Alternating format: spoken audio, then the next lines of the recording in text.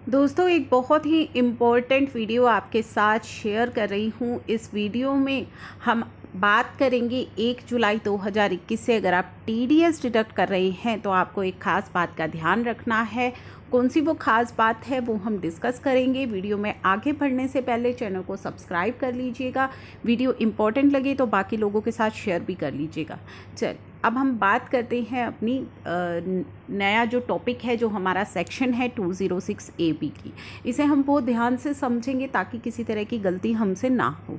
तो 1 जुलाई 2021 से ये इफ़ेक्टिव हो रहा है। इसके अंदर जो अब हमें ध्यान रखना है वो क्या रखना है, इस चार्ट की मदद से हम समझेंगे। ये चार्ट मुझे काफ़ी अच्छा लगा तो इसी की मदद से मैं आपको समझाऊँगी। मान लीजिए हम हैं मिस्टर ए, ठीक है। मिस्टर ए है डिडक्टर, जिसे टीडीएस डिडक्ट करना है। टीडीएस डिडक्ट करने के लिए जो लायबल है डिडक्टर, सामने वाली पार्टी है मिस्टर बी। मान लीजिए मिस्टर बी का मुझे टीडीएस डिडक्ट करना है, ठीक है। मैंने उससे कोई प्रोफेशनल सर्विस ली है, मुझे उसका टीडीएस डिडक्ट करना है। तो अब मुझे इस केस में क्या करना है, अब मैं उसका टीडीएस डिडक्ट करने के लिए बैठी हूँ। तो पहली कंडीशन मुझे क्या चेक करनी है, जब मैं उसका टीडीएस डिडक्ट करने के लिए बैठी तो अब मुझे चेक करना है दोस्तों कि क्या जो मिस्टर ए है जिससे मैंने प्रोफेशनल सर्विस ली है, क्या उसने अपने पिछले 2 सालों की, जिस साल मैं टीडीएस डिडक्ट करने बैठी हूँ उस साल मैं देखूंगी कि क्या उसने पिछले 2 सालों की, यानी कि फाइनेंशियल ईयर 18-19 और 19-20 की टीडीएस रिटर्न अपनी फाइल कर ली है।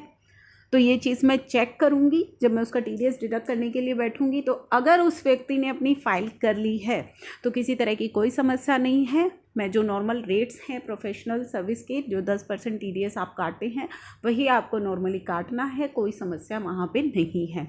अब समस्या यहाँ पे आती है अगर इसका जवाब ना में है, यानी कि उसने अपनी फाइलिंग नहीं की है, पिछले 2 सालों की जो आईटीआर उसे फाइल करनी थी उसने नहीं की है।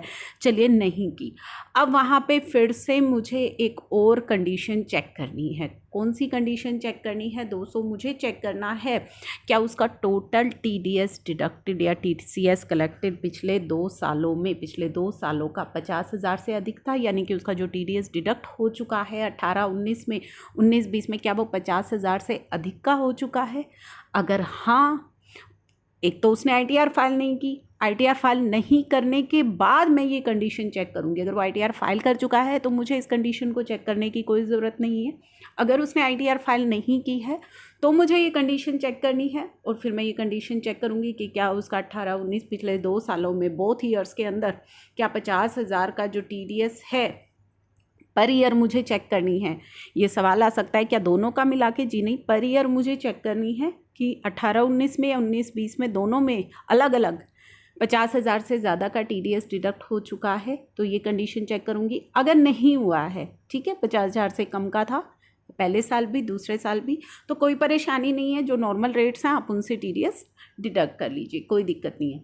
अगर हाँ उसका 50,000 से ज़्यादा का टीडीएस डिडक्ट हुआ है और उस व्यक्ति ने आईटीआर भी फाइल नहीं किया तो मुझे क्या करना है, तो मुझे हायर रेट से टीडीएस डिडक्ट करना है। किस हायर रेट से, डबल रेट से, या फिर जो रेट एप्लीकेबल है एक्ट में, और 5% विच एवर इज़ हायर, मुझे उसका टीडीएस डिडक्ट करना है, ठीक है। डबल यानी कि 2 टाइम्स जो भी रेट एप्लीकेबल है या फिर जो एक्ट में है, या 5% विच एवर इज़ हायर, मुझे उसका टीडीएस डिडक्ट कर लेना है। फॉर एग्जांपल जो 194J है 10 काट रही थी, अब 20 काटना है।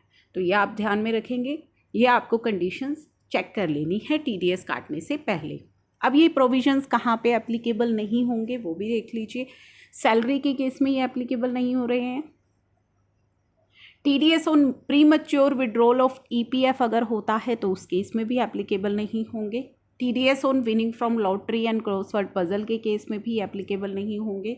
विनिंग फ्रॉम हॉर्स रेस में भी नहीं। TDS with respect to investment in securitization trust, उसमें भी एप्लीकेबल नहीं होंगे। TDS on cash withdrawal more than 1 crore जो बैंक काटा है वहाँ पे भी एप्लीकेबल नहीं होंगे। तो it is advisable to take declaration. तो अब आपको यहाँ पे करना क्या है कि आप सामने वाली पार्टी से डिक्लेरेशन ले लें उसका टीडीएस काटने से पहले कि उसने प्रीवियस 2 फाइनेंशियल ईयर्स की जो आईटीआर है वो फाइल कर ली हो, ठीक है। तो ये आपको ध्यान में रख करके अब चलना पड़ेगा टीडीएस डिडक्ट करने से पहले। तो आई होप ये वीडियो आपके लिए इम्पोर्टेंट हो, आपके लिए नॉलेजेबल हो।